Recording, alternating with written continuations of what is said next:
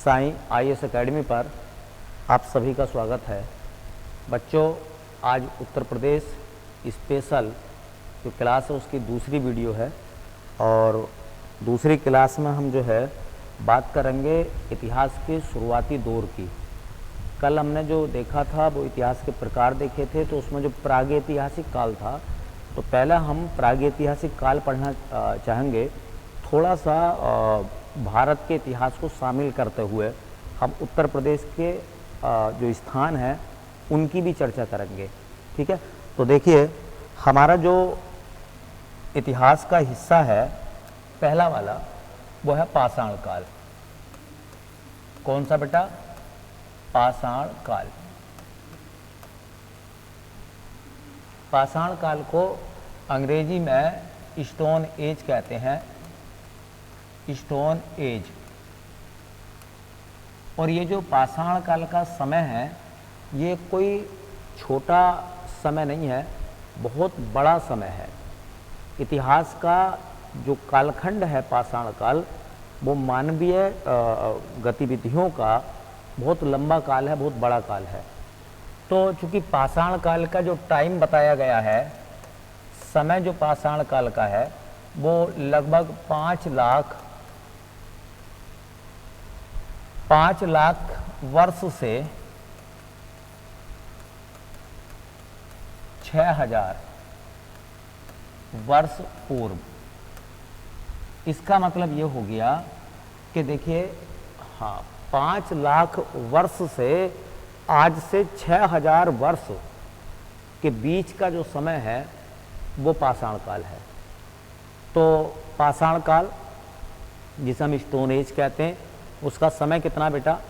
5 लाख वर्ष से 6000 वर्ष पूर्व का जो समय है वो पाषाण काल है। वैसे तो पाषाण काल को हम एक ही क्लास में कवर कर लेते, लेकिन चूंकि बहुत अच्छे सवाल यहाँ से बनते हैं उत्तर प्रदेश के मामले में, इस वजह से हम इसके प्रकार बना रहे हैं, भाग बना रहे हैं। जो पाषाण काल है उस पूरे पाषाण काल के जो हम लोग अध्ययन के हिसाब से भाग बना रहे हैं, या आप यूँ कहें कि मानवीय गतिविधियों में जो परिवर्तन आया उस आधार पर इतिहास के या प्रागैतिहासिक काल के या पाषाण काल के हम भाग बना रहे हैं। तो भाग हो जाएंगे इसके 3 भाग। कौन कौन से हैं? पहले वाले भाग को हम नाम देते हैं पूरा पाषाण काल। पूरा पाषाण काल पहला वाला हिस्सा हो जाएगा, जो 5 लाख से चलता है आपका 10,000 वर्ष पूर्व। तो पहला हिस्सा आप ऐसा मान कर चलें, पहला हिस्सा है पूरा पाषाण काल। दूसरा हिस्सा हम जो बनाएंगे, दूसरा हिस्सा है बेटा मध्य पाषाण काल। मध्य पाषाण काल। मध्य पाषाण काल का जो समय है वो 10,000 वर्ष से 8,000 वर्ष पूर्व। मतलब इसको ऐसा भी कह सकते हैं कि आज से 10,000 वर्ष या 8,000 वर्ष के बीच का जो समय है वो मध्य पाषाण काल है। और तीसरा भाग है इसका नव पाषाण काल। नव पाषाण काल। नव पाषाण काल का जो टाइम है वो 8,000 से लेकर 6,000 वर्ष पूर्व। तो ऐसे याद रखो कि पाषाण काल के कितने भाग हुए? 3 भाग। एक को नाम देते हैं हम पूरा पाषाण काल, एक को नाम देते हैं हम मध्य पाषाण काल, एक को नाम देते हैं हम नव पाषाण काल। पूरा पाषाण काल के बाद जब मध्य पाषाण काल आएगा तो बहुत सारी चीज़ों में बदलाव देखे जाएंगे। मध्य पाषाण काल के बाद जब नवपाषाण काल आएगा, तो मध्य पाषाण काल के बाद जो नवपाषाण काल आएगा उसमें बहुत बड़े और बदलाव देखे जाएंगे। तो मानवीय इतिहास एक सतत रूप में, एक कंटिन्यूटी के रूप में धीरे धीरे चीज़ों में बदलाव देखने के लिए हमें मिला। इस आधार पर हमने पाषाण काल के 3 भाग बनाए। एक्चुअल में क्या है, रियल में जो है, अगर एक बात और देखें तो जो पूरा पाषाण काल है उसके भी हम 3 भाग बनाते हैं। एक को नाम देते हैं हम, हाँ, एक को नाम हम देते हैं बेटा निम्न पुरा पाषाण काल, निम्न पुरा पाषाण काल। दूसरे को हम नाम देते हैं इसी को मध्य पुरा पाषाण काल, मध्य पुरा पाषाण काल। और बेटा तीसरे को हम नाम देते हैं उच्च पुरा पाषाण काल, उच्च पुरा पाषाण काल। तो एक बार रिवीजन कर लेते हैं। पहला, अभी तक हमने इन सब चीज़ों में उत्तर प्रदेश को मेंशन नहीं किया है। अभी तक उत्तर प्रदेश की बात नहीं आई है कि उत्तर प्रदेश के क्या क्या सवाल बनेंगे, लेकिन जब तक लोग किसी भी बिंदु को डायरेक्टली अगर आप पढ़ोगे तो वो चीज़ें आपको क्लियर नहीं होंगी, लेकिन अगर आप एक सिस्टम में चीज़ों को पढ़ोगे तो वो आपको ज़्यादा क्लियर होंगी। मैंने ये कहा कि पाषाण काल जो है वो मानव के इतिहास का पहला काल है, और पाषाण काल को हमने 3 भागों में डिवाइड किया है मोटे तौर पर। एक को कह रहे हैं पुरा पाषाण काल, एक को कह रहे हैं मध्य पाषाण काल, एक को कह रहे हैं हम नव पाषाण काल। पुरा पाषाण काल के बाद जब मध्य पाषाण काल आता है तो बहुत सारी चीज़ों में चेंजेस देखने के लिए मिलते हैं, बहुत सारे बदलाव देखने के लिए मिलेंगे आपको।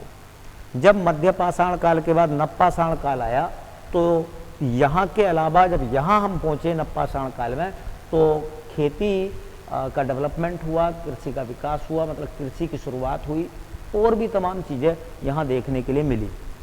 ठीक है, तो याद रखो पाषाण काल को हम 3 भागों में बांट रहे हैं, पुरा पाषाण काल, मध्य पाषाण काल और नव पाषाण काल। हाँ, पुरा पाषाण काल के भी 3 भाग हैं।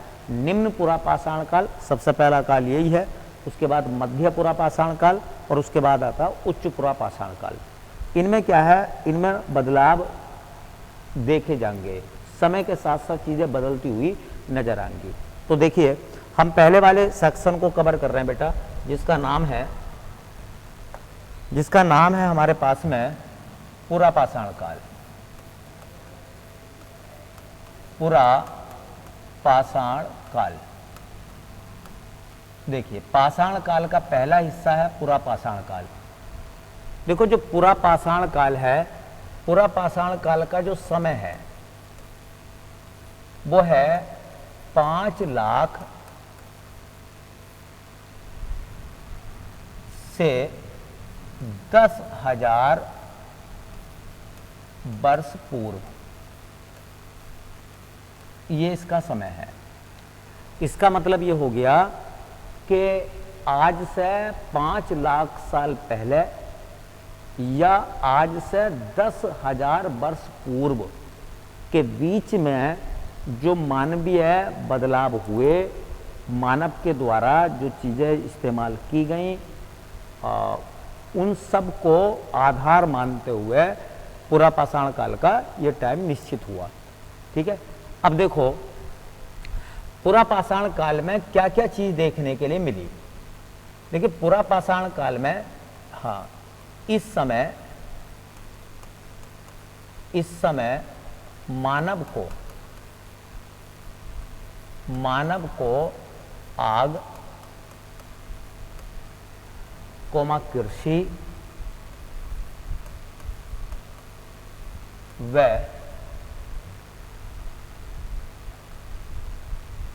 गृह निर्माण का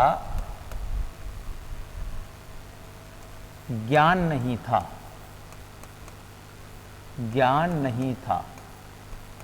इसका मतलब पुरा पाषाण काल के समय में ना तो इंसान आग से परिचित था, न खेती से परिचित था, और ना वो घर बनाना जानता था। अब यहाँ से कुछ बातें आपको समझ में आएंगी। जब इंसान को आग का ज्ञान नहीं था तो इसका मतलब ये हुआ कि वो चीज़ों को, भोजन को पका के नहीं खाता था, बल्कि कच्चा खाता था। इसका मतलब आग का ज्ञान ना होने का, आग के ज्ञान की जानकारी ना होने की वजह से वो भोजन कैसा खाता था, भोजन को कच्चा खाता था, कच्चा खाता था। भाई बताओ मुझे, जब आग का ज्ञान इंसान को नहीं था, आग नहीं होगी तो भोजन को वो कैसा खाता होगा, कच्चा भोजन खाता था। मान लो कहीं से फल या बाकी चीज़ें मिल गई तो उन्हें कच्चा खा लिया, या मान लो उसने जो है शिकार किया तो शिकार से जो चीज़ें मिली उसे जानवर जो उसने मारे उनको उसने कच्चा ही खा लिया। तो मानव, इसका मतलब यह है कि पूरा पाषाण काल में मानव कच्चा भोजन खाता था, पका हुआ भोजन नहीं खाता था, क्योंकि उसे आग का ज्ञान नहीं होगा या नहीं था। अब दूसरा सवाल यह है कि जब बताइए खेती की जानकारी उस आदमी को नहीं थी, उस इंसान को, उस मानव को खेती की जानकारी नहीं थी, तो इसका मतलब वो क्या खाता होगा, खेती तो करता नहीं था, इसका मतलब वो कंदमूल खाता था। कंदमूल मतलब पेड़ों से जो चीज़ें प्राप्त होती हैं, कंदमूल फल खाता था। और वो क्या करता होगा, खेती करता नहीं था, आखेटक करता होगा, शिकार करता होगा, और शिकार से जो मांस मिलता होगा उसको खाता होगा। इसका मतलब ये कहेंगे कि कृषि का ज्ञान ना होने की वजह से मनुष्य जो होगा, देखिए मनुष्य जो होगा वो क्या खाता होगा, तो मनुष्य का भोजन क्या था उस समय पे, मनुष्य का भोजन होगा, हाँ, मांस खाता था, और वो भी मांस भून के या पका के नहीं खाता था, कच्चा मांस खाता था। दूसरी बात क्या खाता होगा, कंदमूल खाता था, है ना, जो फल वगैरह मिलते होंगे, जो पौधों से उसे चीज़ें हासिल होती होंगी, वो उन सब चीज़ों को खाता था। ठीक है। अच्छा बताओ, जब इंसान को घर बनाने का ज्ञान नहीं होगा तो फिर वो रहता कहाँ था, कहाँ बरसात से बचता होगा, आंधी तूफान भी आते होंगे, उनसे भी वो अपनी हिफाजत करता होगा। तो बताइए बेटा, वो कहाँ रहता होगा, तो कहाँ रहता था, मानव का निवास क्या था उस समय पर, घर तो उसके थे नहीं, तो मानव का निवास क्या हो जाएगा, मानव का निवास क्या बन जाएगा बेटा, हाँ, गुफाएं। जो पहाड़ी एरिया में गुफाएं होती थी, है ना, कंदराएं, एक्चुअल में जो कंदराएं होती हैं, है ना, हाँ, पेड़ों की जो जड़ होती हैं, जो खोखली हो जाती हैं, वो उनके अंदर छुप कर रहता था। वो गुफा जो बनी हुई होती पत्थरों की, उनके अंदर रहता था। ठीक है, पत्थरों के दो पत्थर बड़े बड़े हो गए, उनके बीच में गैप आ गया, उसके अंदर वो रहता था।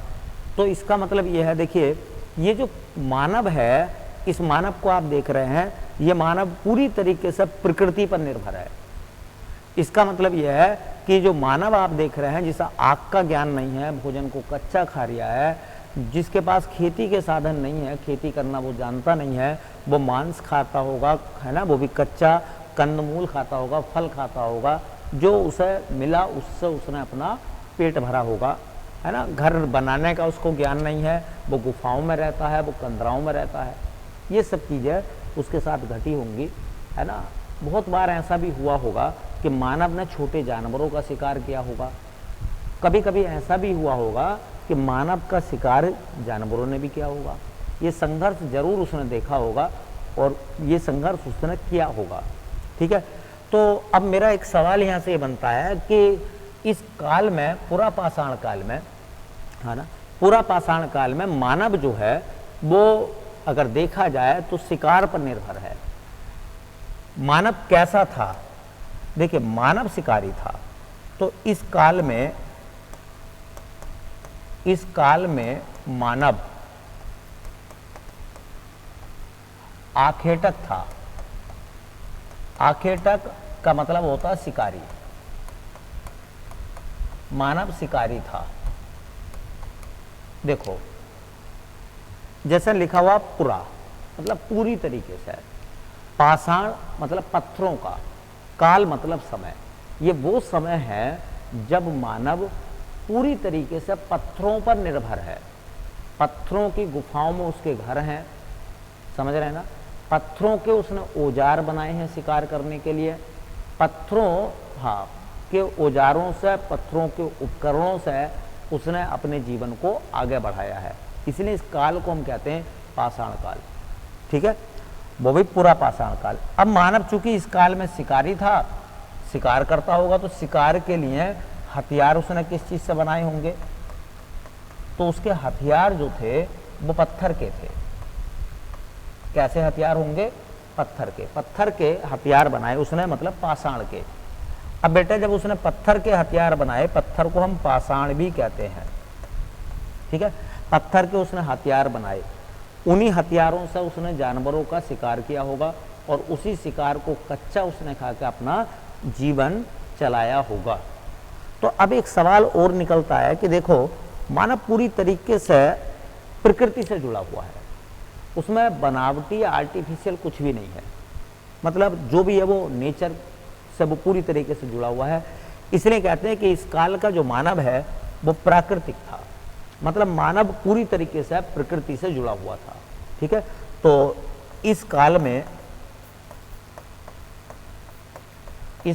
में मानव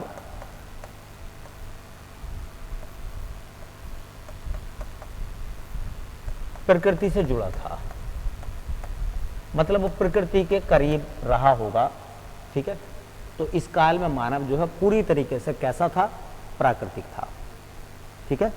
तो पहली बात समझिए, ये कंसेप्ट है, जब तक लो ये क्लियर नहीं होगा तब तक लो आपको बाकी चीजें समझ में नहीं आएंगी। देखो, पूरा पाषाण काल में मानव जो है पत्थरों पर आश्रित था, पत्थरों के उसने हथियार बनाए, उन हथियारों से जानवरों का शिकार करा, उस शिकार से अपना पेट भरा, वो भी कच्चा खाकर, क्योंकि उसे आग का ज्ञान नहीं था तो भोजन कच्चा खाता था।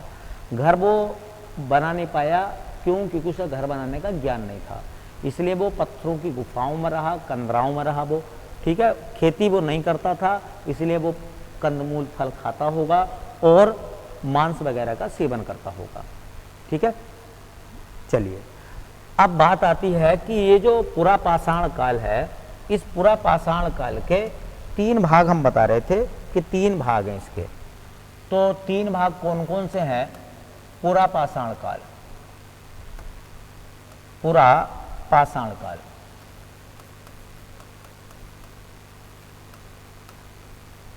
पूरा पाषाण काल के हमने 3 भाग बनाए। देखिए, पहला वाला भाग जो हमारा, उसे कहते हैं हम निम्न पूरा पाषाण काल। सबसे पहला वाला निम्न पूरा पाषाण काल, निम्न पूरा पाषाण काल। देखिए, निम्न पूरा पाषाण काल का के बारे में बताया जाता है कि इस समय क्या था, ये जो टाइम है निम्न पूरा पाषाण काल का, ये 5 लाख से 50,000 वर्ष पूर्व का समय है। आज से 50,000 साल पहली बात है। तो निम्न पूरा पाषाण काल को अगर हम देखें सही से, तो इसमें कहा जाता है कि इंसान जो था पत्थरों पर आश्रित था और किस प्रकार के हथियार बनाता था वो, ठीक है। तो हथियार बनाता था वो कोर संस्कृति के। कोर का मतलब होता है, देखो, इस समय की संस्कृति को कोर संस्कृति बोलते हैं। कोर संस्कृति में पता क्या होता है, पत्थर की जो एक कोर होती है, कोर मतलब किनारा होता है ना, उस किनारे से वो जानवरों पर हमले करता था और उनसे वो उनको मारता था, उनसे उनको वो काटता था। तो पूरा पाषाण काल की जो संस्कृति है, किस प्रकार की संस्कृति है, तो इसे कहते हैं बेटा कोर संस्कृति। कोर संस्कृति कहते हैं इसे। इस समय कोर संस्कृति का मतलब है पत्थर की कोर का इस्तेमाल शिकार के रूप में वो करता था। किस प्रकार के हथियार और औजार थे उसके औजार और हथियार कैसे थे, पत्थरों के थे, औजार और हथियार कैसे थे, है ना। तो चापर चापिंग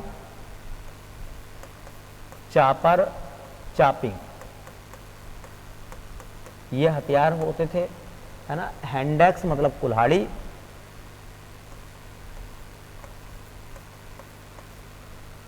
हैंडेक्स मतलब कुल्हाड़ी, पत्थर की कुल्हाड़ी,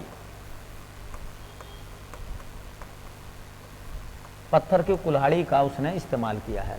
तो एक्चुअल में क्या था, मैं आपको बताऊं, इस काल में बड़े मोटे मोटे पत्थर जिनकी कोर से जानवरों को मारा गया, उनका शिकार किया गया, और उसी शिकार से इंसान ने अपने जीवन को आगे बढ़ाया।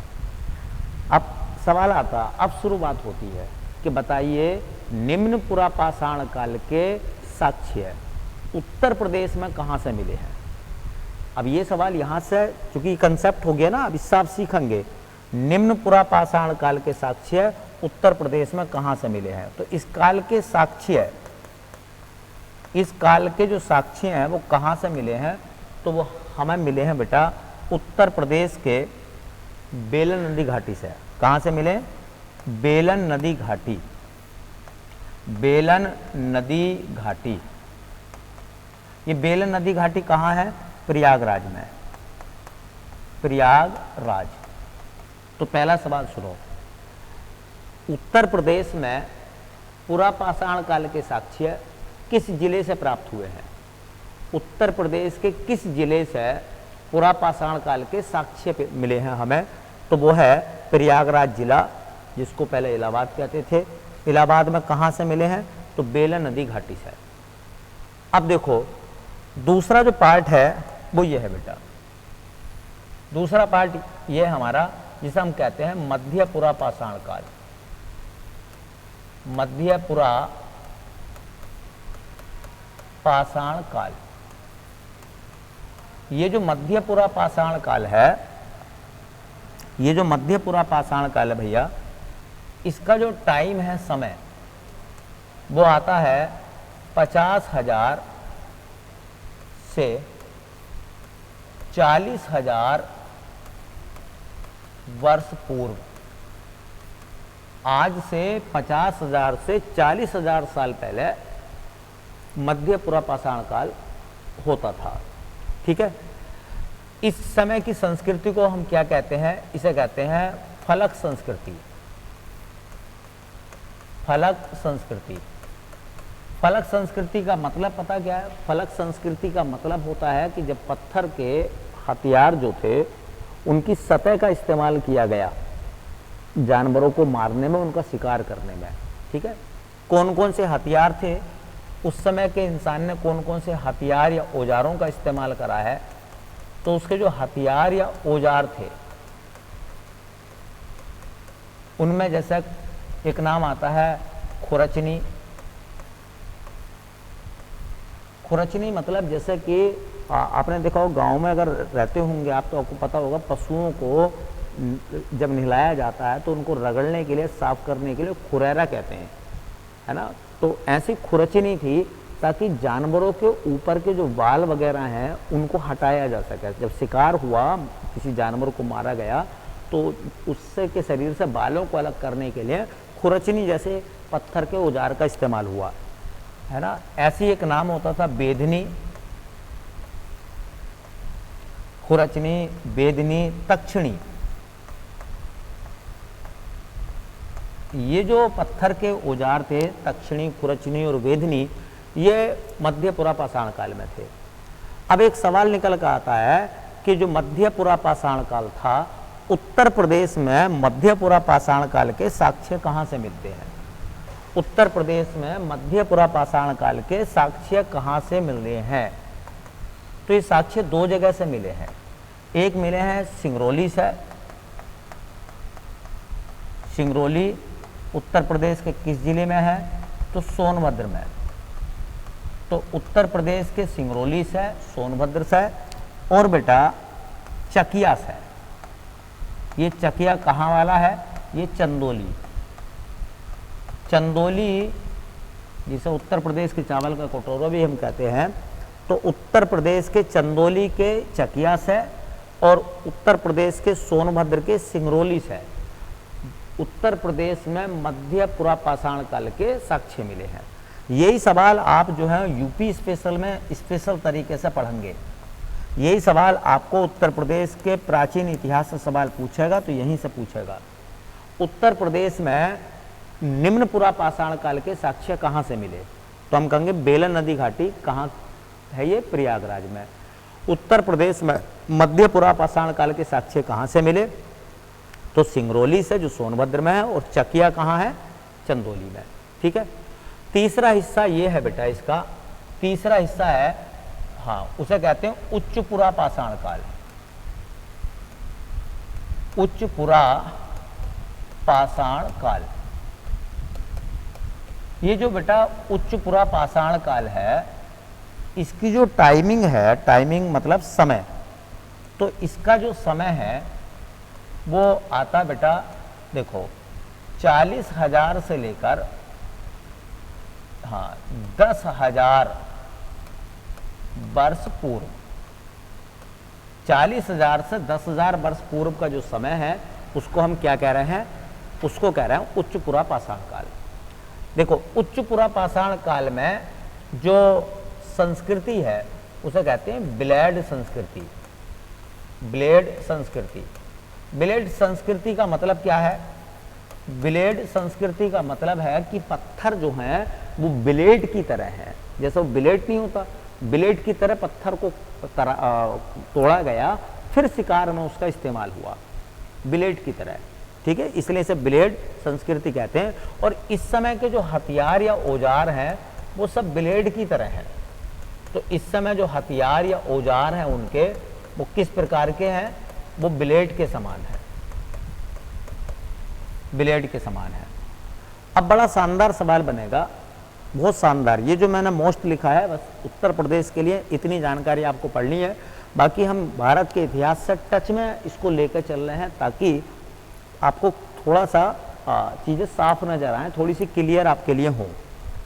तो मेरा सवाल ये है कि उच्च पुरा पाषाण काल के उत्तर प्रदेश में साक्ष्य कहाँ से मिले हैं? तो उत्तर प्रदेश में साक्ष्य मिले हैं एक जगह से जिसका नाम है लोहदा नाला। जगह का नाम क्या है? लोहदा नाला। लोहदा नाला। ये लोहदा नाला कहाँ है? तो ये है बेलन नदी घाटी में। बेलन नदी घाटी। और बेटा बेलन नदी घाटी कहाँ है? प्रयाग में। कहाँ है? प्रयाग में। ठीक है, प्रयागराज में। अच्छा, यहाँ से क्या मिला है? तो यहाँ से बताया जाता है कि यहाँ से खुदाई के दौरान मिला है अस्थि निर्मित मातृ देवी की प्रतिमा। बहुत शानदार सवाल है आपके लिए।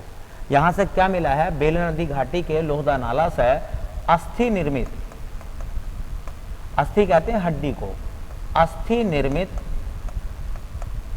मातृ देवी की प्रतिमा, मातृ देवी की मूर्ति कहां से मिली है? बताइए। अस्थि निर्मित मातृ देवी की मूर्ति उत्तर प्रदेश में कहां से मिली है? तो लोहदा नाला से। किस घाटी से मिली है? बेलन नदी घाटी से। और ये इस समय कहां है? अस्थि निर्मित मातृ देवी की मूर्ति जो है या प्रतिमा जो है वो कहां है? तो यह है कौशाम्बी संग्रहालय में। ये कहां रखी हुई है बेटा? तो ये रखी हुई है कौशाम्बी, कौशाम्बी संग्रहालय। कौशाम्बी संग्रहालय, कौशाम्बी संग्रहालय।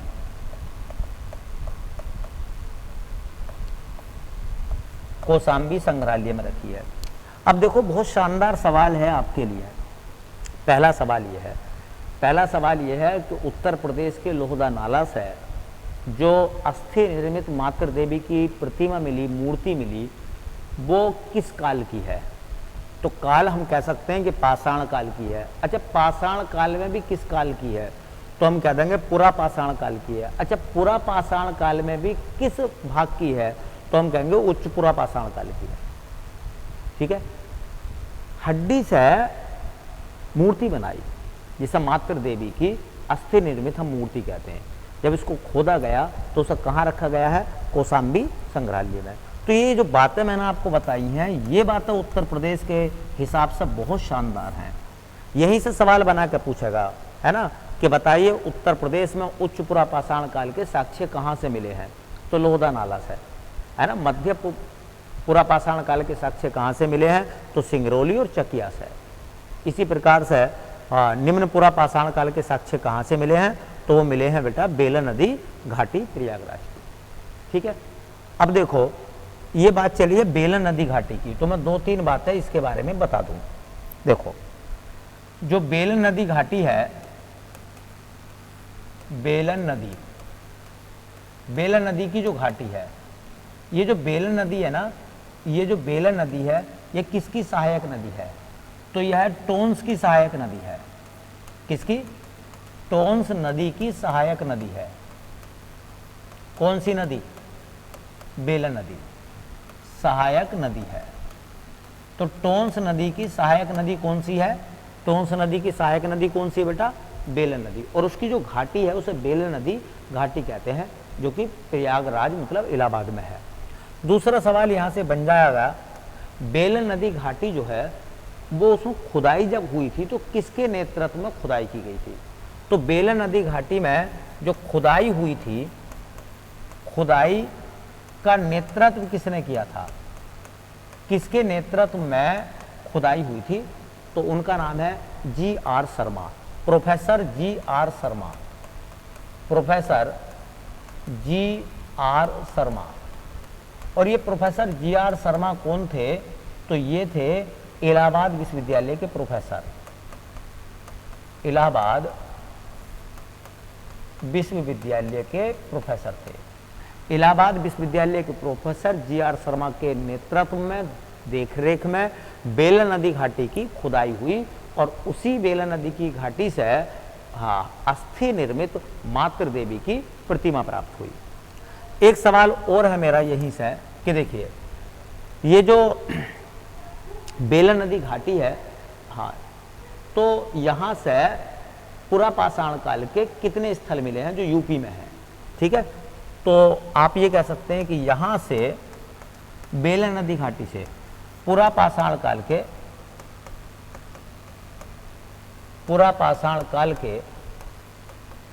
44 स्थल प्राप्त हुए हैं। 44 स्थल प्राप्त हुए हैं। कहाँ से? बेलन नदी घाटी से। तो हमने तो बेलन नदी घाटी से एक ही लिखा था जिसका नाम था लोहदा नाला, और लोहदा नाला से क्या मिला था? मातृ देवी की अस्थि निर्मित मूर्ति, जिसे कहाँ रखा गया है? जिसको रखा गया है कौशाम्बी संग्रहालय में। ठीक है, तो मैं मोटे मोटे सवाल अगर आपसे पूछूं उत्तर प्रदेश के मामले में, तो मुश्किल से 5 सवाल हैं आपके लिए। पहला सवाल, उत्तर प्रदेश में पुरापाषाण काल के साक्ष्य, उत्तर प्रदेश में निम्न पुरापाषाण काल के साक्ष्य कहाँ से मिले हैं? तो आपका आंसर होगा बेलन नदी घाटी, प्रयागराज। उत्तर प्रदेश में मध्य पुरापाषाण काल के साक्ष्य कहाँ से मिले हैं? Question number 2। तो आपका आंसर होगा सोनभद्र, सिंगरौली, सोनभद्र और चकिया, चंदौली। उत्तर प्रदेश में तीसरा सवाल, उत्तर प्रदेश में उच्च पुरापाषाण काल के साक्ष्य कहाँ से मिले हैं? तो हम कह सकते हैं लोहदा नाला, बेलन नदी घाटी, प्रयागराज। अच्छा, अगला सवाल जो पूछेगा आपसे कि बताइए अस्थि निर्मित मातृ देवी की जो प्रतिमा है वो कहाँ से मिली है? तो बेलन नदी घाटी के लोहदा नाला से मिली है। अगला सवाल, अस्थि निर्मित मातृ देवी की जो प्रतिमा है वो किस संग्रहालय में सुरक्षित रखी गई है? तो कौशाम्बी संग्रहालय। अगला सवाल वो आपसे पूछेगा कि बताइए बेलन नदी घाटी की जो खुदाई थी वो किसके दिशा निर्देश में हुई? तो प्रोफेसर जी.आर. शर्मा के, और ये कौन थे? इलाहाबाद विश्वविद्यालय के प्रोफेसर थे। ठीक है, तो बेटा देखो, ये जो 4-5 सवाल मैंने आपसे बोले हैं, यही सवाल एग्जाम के लिए महत्वपूर्ण है। अब इसके बाद जो हमारा नंबर आएगा वो आएगा बेटा मध्य पुरापाषाण काल। इसमें भी हम यही देखेंगे कि कौन सा स्थान यूपी में था और वहाँ से क्या मिला था। ठीक है, तो वीडियो में आपको अच्छी लगे तो शेयर करिए। ठीक है, और अच्छे से तैयारी करिए, हर क्वेश्चन मिलेगा। मैंने बता दिया, क्वेश्चन पढ़ के बता दिया क्या क्या सवाल बन सकते हैं। आप ऐसी तैयारी करिए। ठीक है, मिलते हैं नेक्स्ट वीडियो में, तब तक के लिए आपका धन्यवाद।